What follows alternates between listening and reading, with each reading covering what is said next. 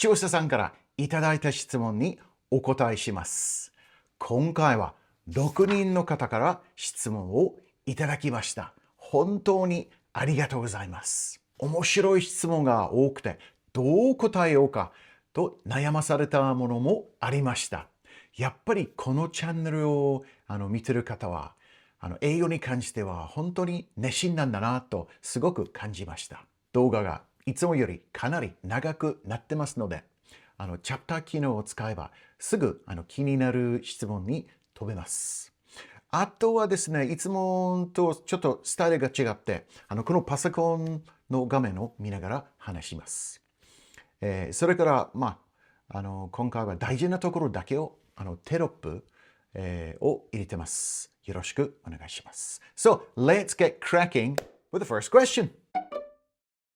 Okay, so the first question is from handle name Yoshi489.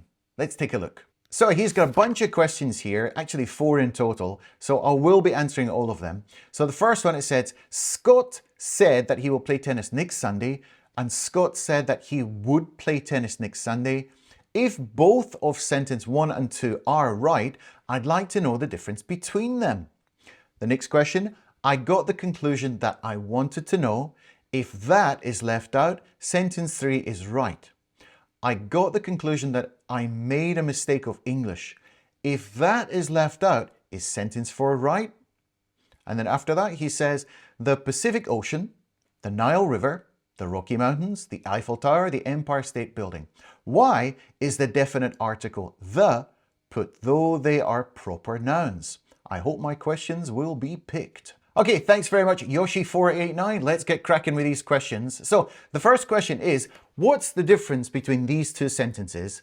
Scott said that he will play tennis next Sunday versus Scott said that he would play tennis next Sunday.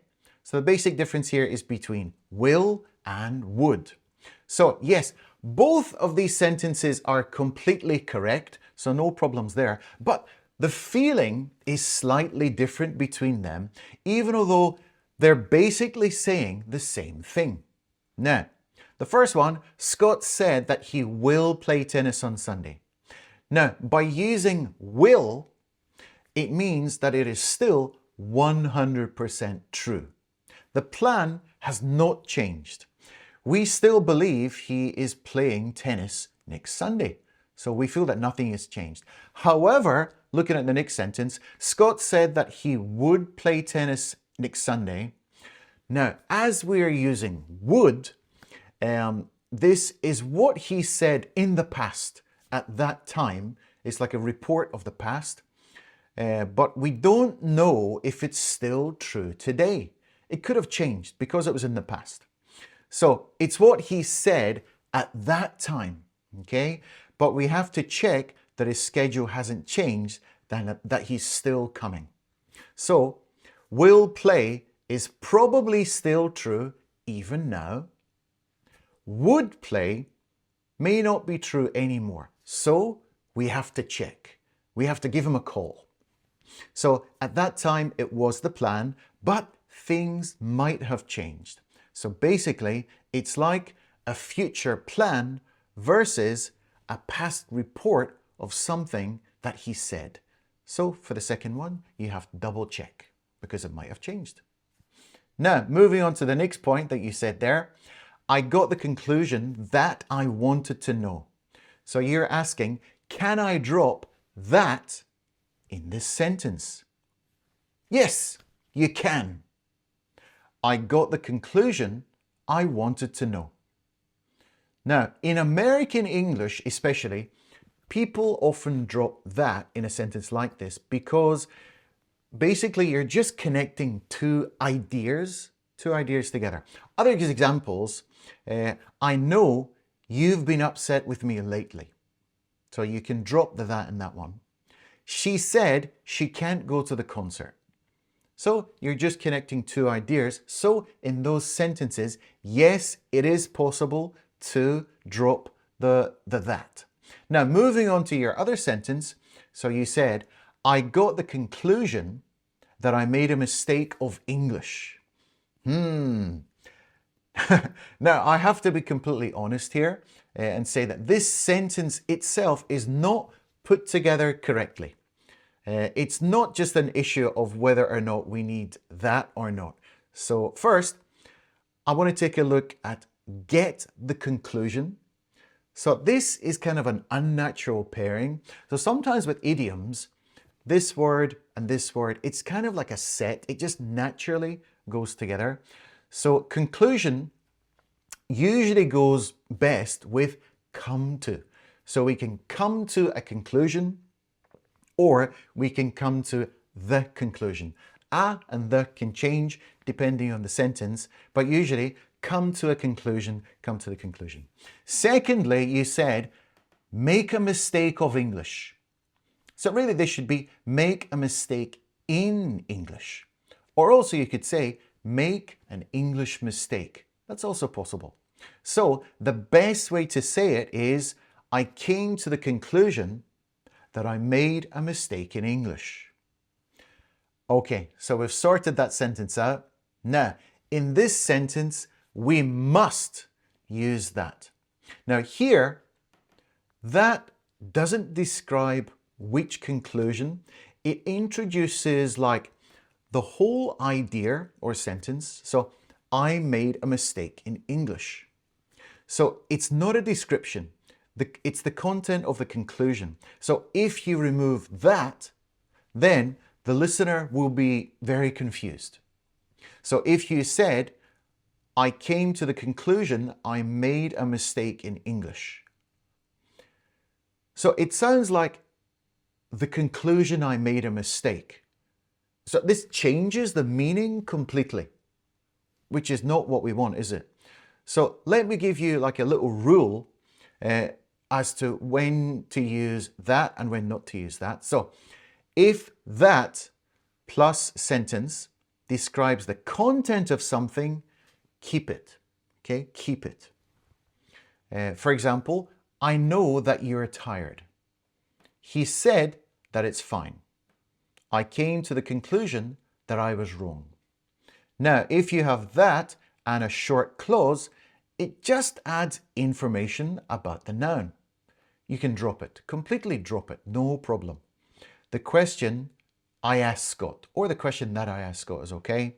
The food that she cooked, or the food she cooked. So you're just using that plus a short clause. It's just adding info about the noun, so it's no big deal if you drop it. Now let's take a look at your next point. So you were talking about the Pacific Ocean, the Nile River, the Rocky Mountains, the Eiffel Tower, and the Empire State Building. And you asked me, why is the definite article the put though they are proper nouns? Now, this is a point that even a lot of native speakers have probably never really thought about. It just is what it is. You know what I mean?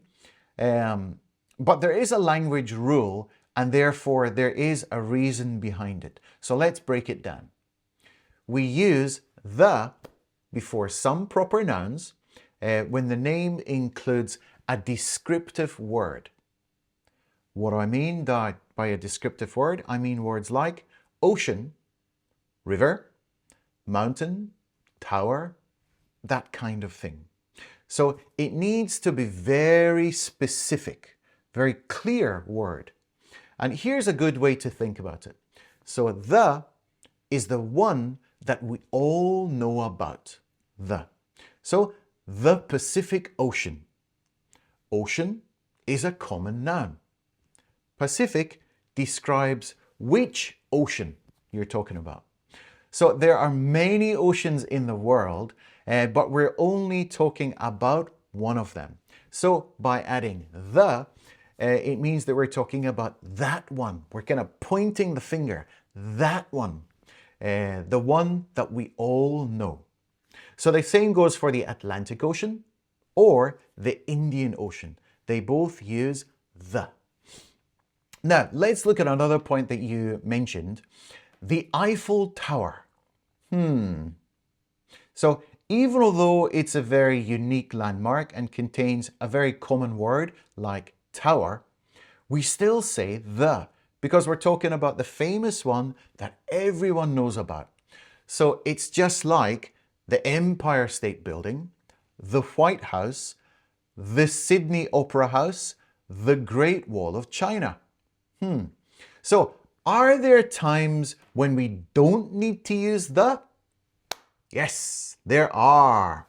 So when the name is already complete and unique, it's got to be unique without a common noun. So we would say something like Mount Fuji, not the Mount Fuji. We know which one you're talking about. It's very unique. Tokyo Tower, not the Tokyo Tower. It's just the way it's said. Tokyo Disneyland, not the Tokyo Disneyland.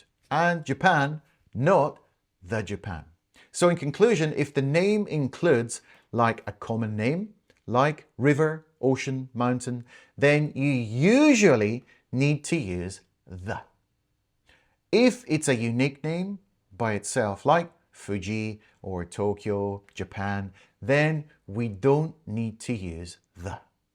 So, of course, there are a few times when the rules kind of changed, but generally speaking, that is the kind of the basic rule of speech.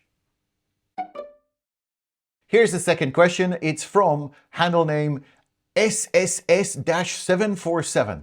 Whatever that means, I have no idea. It says, right, young people, do people in their 20s, 30s, 40s, and 50s in the UK understand the meaning of the following sentence? Of course, older folks would get it. Would Americans of a certain age understand it as well? And here's the sentence. I was chuffed when that dodgy bloke finally sorted off after waffling about his naff new motor. Haha! So this was a lot of British English in one sentence. So would young people in the UK understand the following sentence? I was chuffed when that dodgy bloke finally sorted off after waffling about his naff new motor. Yes, absolutely, no problem. They would understand. I think even kids would have no problem understanding this sentence, as these are kind of typical expressions, typical phrases that we hear as we're growing up in the UK. So absolutely no problem. So would Americans understand it? That's another story. Probably not, unless they're like big fans of UK culture, they live in the UK, or like they really like British dramas or movies, possibly even British music, that kind of thing. Now, so for those of you who are unfamiliar with these good old British expressions, allow me to explain. So the first one, I was chuffed, means I was happy. I was chuffed to bits when the LA Dodgers won the World Series. The next one, a dodgy bloke, a suspicious man. So dodgy is suspicious. Bloke is a British expression which means man. You don't use it for women. A bloke is always a male. I bought a fake Rolex off a dodgy bloke in the pub. Sod off means to go away. Sod off. It's actually quite a strong way of talking. I told the newspaper salesman to sod off as he was being so pushy. Waffle, to talk too much. Of course, waffle is also the name of the food, especially from Belgium, that lovely, delicious, sweet food, waffle, but it's also used in British English, meaning to talk too much. Waffle, waffle, waffle. My grandpa's always waffling about his aches and pains. Naff, cheap looking and very uncool. Wearing socks with sandals is pretty naff. So the entire sentence, I was chuffed when that dodgy bloke finally sorted off after waffling about his naff new motor, could also be said like this in, typical English. I was so relieved when that sketchy guy finally left, as he wouldn't stop talking about his terrible car. There you go. Let's move on to number 3 from @VacuumCarExpo. What a name! I love this channel name. So this person has written it in Japanese, so I'm not going to read the Japanese. I will let you read that.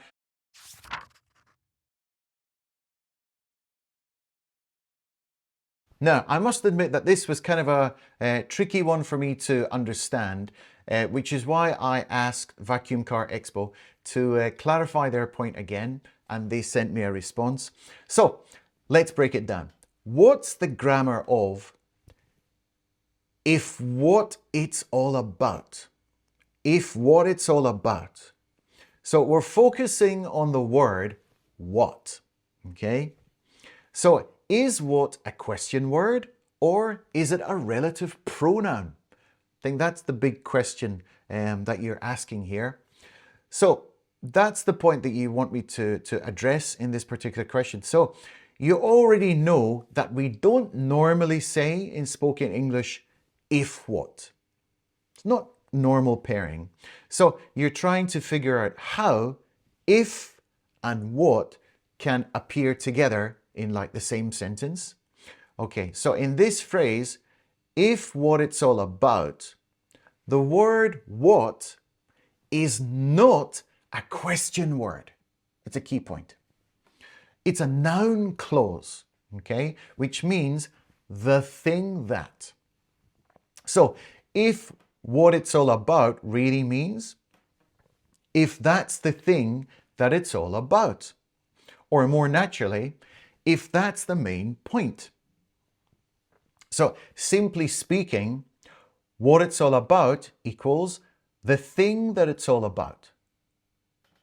If what it's all about means if that's the thing that it's all about.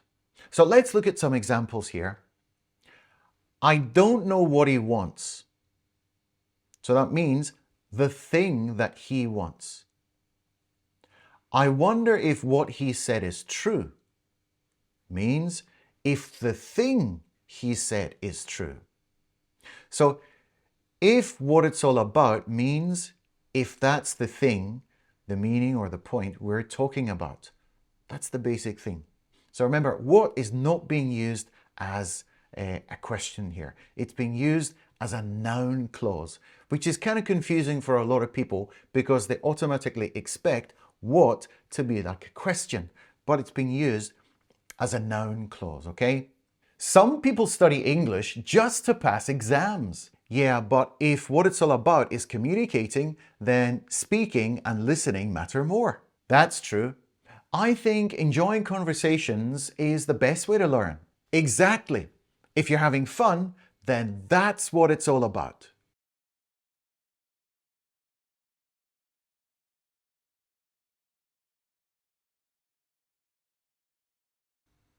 I like traveling, but if what it's all about is just going to a country, seeing the famous places, and then coming back home, it's not for me.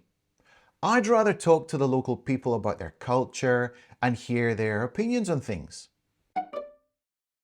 Let's move on to number 4, and it's from at SSSSSSS-V1U, and I think your name is Disco Chocolate. That's a cool name too, love it. Now you're asking the question here, you've given a list, a herd of elephants, a flock of birds, a school of fish, and you've given a big list here, and you say, do native speakers really use or understand all these? Even I, a Japanese person, didn't know until recently that rabbits are counted like birds as ichiwa, niwa, sanwa. Great question. So these are called collective nouns. And my answer is simple, no. People don't understand them. People don't know all of them. Only the famous ones or the ones that are used like more like a daily basis. But the list that you gave me, there are some of them that people have no idea what they are. So no, native speakers do not know all of them, but they know some of them. So most of them are kind of rare. Some of them are old-fashioned, they're like very poetic, very kind of romantic. In everyday English, most people use only the ones that appear in like common idioms and also like in song titles, book titles, you know, ones that we've seen before somewhere. Somehow they kind of remain in our memories. So we're not actually directly taught all of these in school, just a few of them, you know. They're kind of the the kind of language that you pick up as you go through life. Probably some of the most common ones would be these: a herd of cows, a flock of birds, a pack of wolves, a school of fish, a swarm of bees. So if someone said a murder of crows, wow, then probably most people know this one because it's kind of really memorable and famous. But if someone said a flamboyance of flamingos, then probably people would turn around and say, what? What is that? So it's a really funny name for a group of flamingos, a flamboyance of flamingos. I'm sure a lot of people have never even thought about, how do you call a group of flamingos? It's not like everyday conversation, is it really? Now, another interesting thing you picked up on there was the Japanese counting system. And indeed, rabbits are counted the same way as birds, using the Chinese character or the kanji wa. Yeah, it's kind of funny. So I heard that this is because of a Buddhist tradition in Japan where people avoided counting animals with the same counters used for meat animals. So they used the bird counter for rabbits out of respect to the rabbits. Is that true? I'm not sure. So actually, I was watching another channel recently, and the instructor was talking about the use of hon, bon, pon. So as in ippon, nihon, sanbon, yonhon, gohon. The counters for long cylindrical objects. So they gave the example. Imagine you ask an English speaker, let's say I get this hat, I'm going to hide my hand. Okay, how many fingers am I holding up? So the English speaker would have absolutely no idea. It's a complete mystery. But if you asked the Japanese person, Yubi, nanbon deshoka? Then they would be able to get the answer because I said nanbon. Because sanbon. You don't use bon for any other counter when you're talking from numbers 1 to 5. So they would get the answer. So I thought that's a really interesting way of thinking about how the Japanese language works. Yeah. And another interesting one I heard recently was niwa ni tori ga iru. Oh, I do love a good tongue twister. Niwa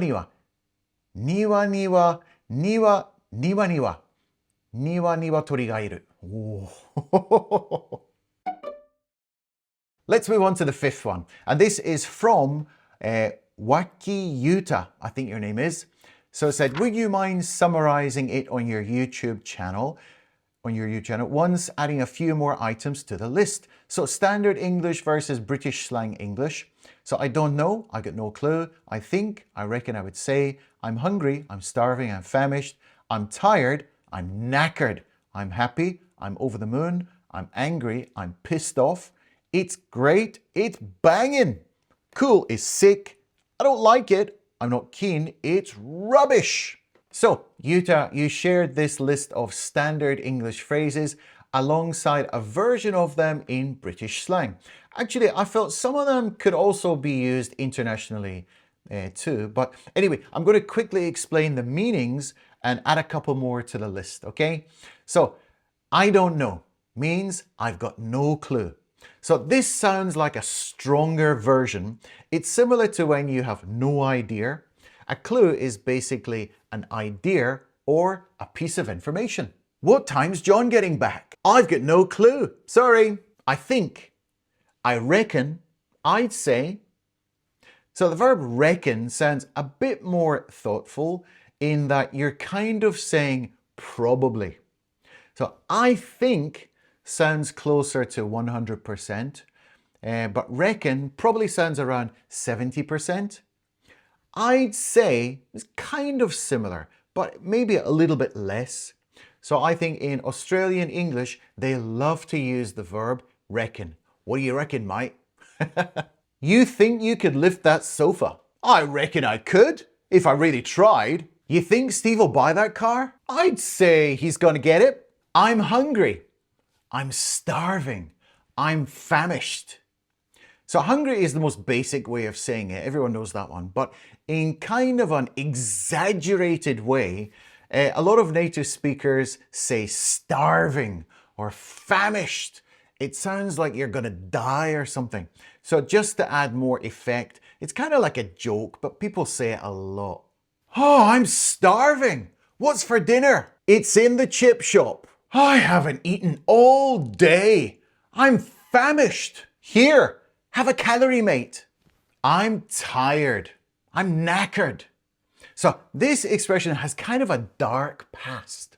So it was the job of the person who had to dispose of dead animals or worn out animals, like really old ones, like an old horse who couldn't work in the fields anymore.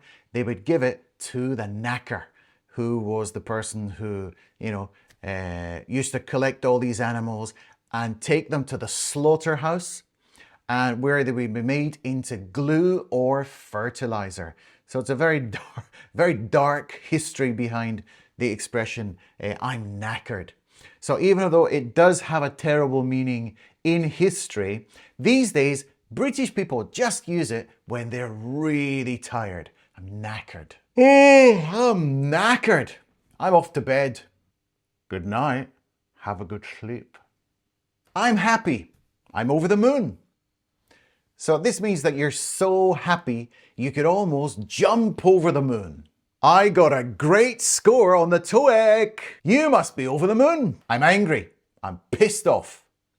So this is different from the American version, I'm pissed, which somehow to me feels more serious. I'm pissed, like in the USA.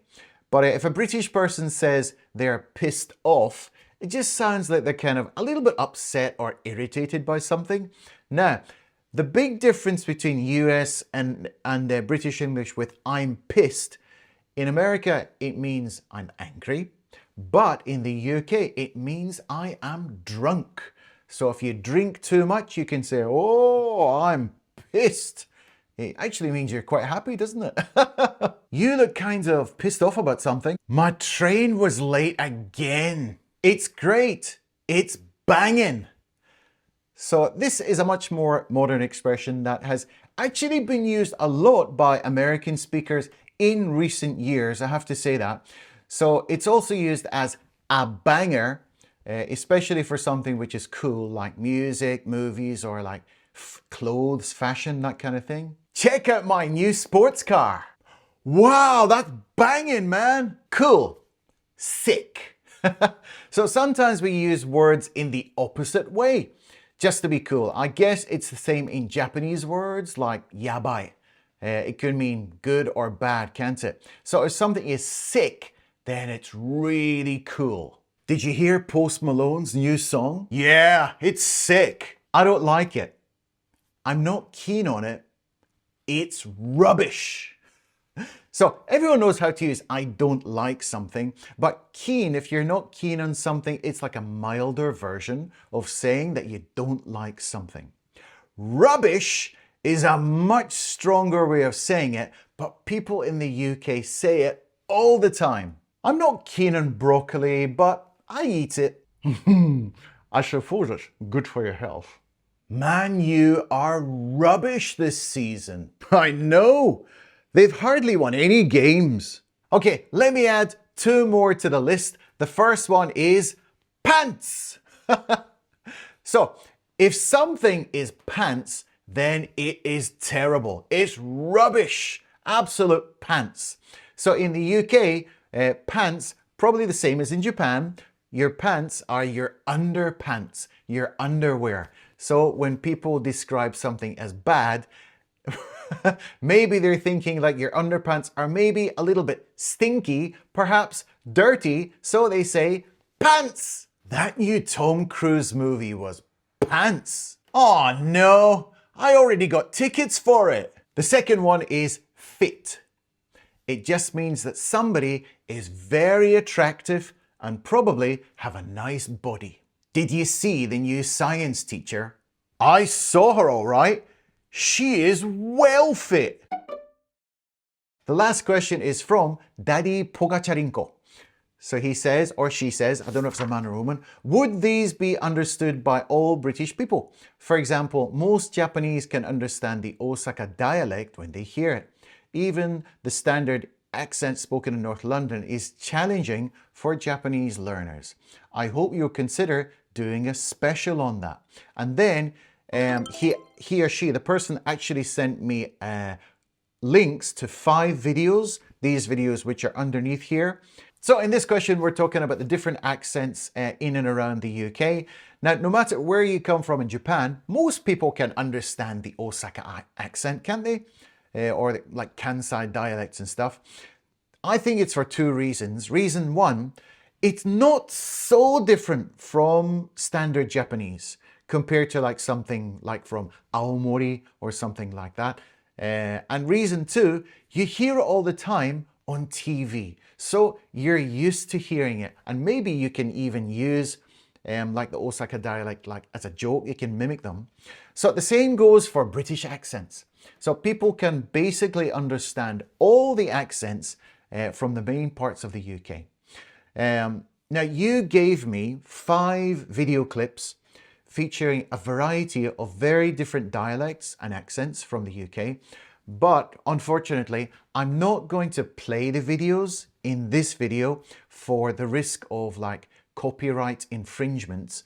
But I will leave the links to these videos in the description box below. So for everybody watching, please watch these videos so that you can actually see what we're talking about here. But what I will do is I will talk a little about the different accents that you introduced to me in those videos, and maybe even try to do some of those accents by myself. So the first one is from Adele. She's a really famous singer, maybe you know her. So Adele has a Cockney accent, which is a traditional East London accent. So it's famous for having dropped H sounds, as in hello would become hello, hello. And glottal stops, which is when you stop like in your throat. So instead of saying water, she would say water, water, water, water, water. You stop, it's called a glottal stop. So an example of how you would say it in normal English, I didn't do nothing, I swear. I didn't do nothing, I swear. I didn't do nothing, I swear. Or, you having a laugh? You having a laugh? You having a laugh? So the Cockney accent would say something like that. The next one is a girl called Chloe. She's from a TV show called Geordie Shore. Now, she has a Geordie accent, which is from the area called Newcastle upon Tyne, which is in the northeast of England. Now, it has a very distinctive melody, strong vowel sounds, and a very kind of a unique local slang. So you could say something like town becomes tun, tun. And you often becomes yeah, yeah. So this is one of the more like funny, well-known accents in the UK. And like the Osaka dialect, it has like a really funny sound to it. So people who speak with a Geordie accent just naturally sound funny. They're like natural comedians. It's funny how that works, isn't it? So in normal English, we would say, I'm really tired today. But in Geordie, they would say, I'm proper knackered today. I'm proper knackered today. That's really good. That's canny good like. That's canny good like. Are you coming to the pub? You coming down the boozer? You coming down the boozer? Okay, now let's move on to the third one which you gave me. This is the West Country accent. So this is in the southwest of England, in areas like Devon, Cornwall or Somerset. An absolutely beautiful area of the UK. So this accent, it's one of the most distinctive and charming regional accents in Britain, but it's often described as like pirate-like or very kind of rural sounding. So if you hear anybody do an impression of a pirate in English, it usually sounds like someone who has a West Country accent. So the vowel sounds are very long and kind of very rounded. Home sounds like home, home. I often become something more like oi, oi. So time becomes toim, toim. So it can be rather difficult to understand. The reason being because we don't really hear it as often as we do the other accents. So it does take a little bit of time to get used to it, even for native British people. So an example, I'm going to butcher this one. I'm really bad at saying this one, but I can't find my hat anywhere. I can't find my hat nowheres. I can't find my hat nowheres. How are you today? I'll be you today then. I'll be you today then. They would say something like that. Now the next one is a Northern Irish accent, sometimes called the Ulster accent. Now, this is a really tricky one to understand at first, but once you get used to it, it's a very charming way to speak.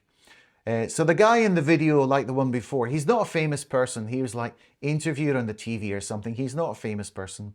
So the accent rises and falls quite a lot, and it sounds very kind of singy-songy, and it's very, very expressive. So people also tend to speak very quickly. It's like machine gun and very precisely. So some examples would be like now, we'd be like now, now. Also, it sounds a little bit like Australian English too. Now, now. And TH often changes to T or D. Think would be tink, and that would be dat. So, come on, let's go would be something like, catch yourself on, let's get going, hi. Catch yourself on, let's get going, hi. That's great news. That's class, so it is. That's class, so it is. So, Northern Irish people, and actually Scottish people also add so it is at the end of a lot of sentences. So it is. Today is very cold, so it is. This is my hat, so it is. So it is. It's like desne, it's like isn't it kind of a thing. Yeah. Now the next one is the Liverpool accent, which is otherwise known as Scouse. So it's a really difficult accent, but everybody knows it as, again, like the Geordie accent. There are a lot of famous people from Liverpool, and they can sometimes sound really funny. And we hear it a lot on TV and also comedians. And there's a lot of, I don't know, kind of an influence in British culture from Liverpool. Of course, everybody knows the Beatles. They're very famous Liverpudlians. Now, the guy in the video is Paddy Pimblett. And he's a famous MMA fighter, really famous. And in the video, he has a broad Scouse accent. It has a really strong rhythm and a melody. So K and T sounds are sharper and they're more like forward in the mouth. So book, book, like book would be normally book, but they say book, book. It's almost like book, book. And TH, again, often changes to T or D. So an example sentence would be, hold on till I just catch this one here. I want some chicken and a can of Coke. Scouse accent would be, I want some chicken and a can of Coke. I want some chicken and a can of Coke. Or, I told you not to do that. I told you not to do that, didn't I? I told you not to do that, didn't I? So can you feel the difference in all those? So thanks very much for all your questions, everybody. I hope I answered some of them at least, halfway all right. So I hope it helped out those 6 people who sent in their questions. Really appreciate your support of the channel, and it was a lot of fun for me to make this video. So thanks very much, and best of luck everybody with your English. See you in the next one. 視聴者さんか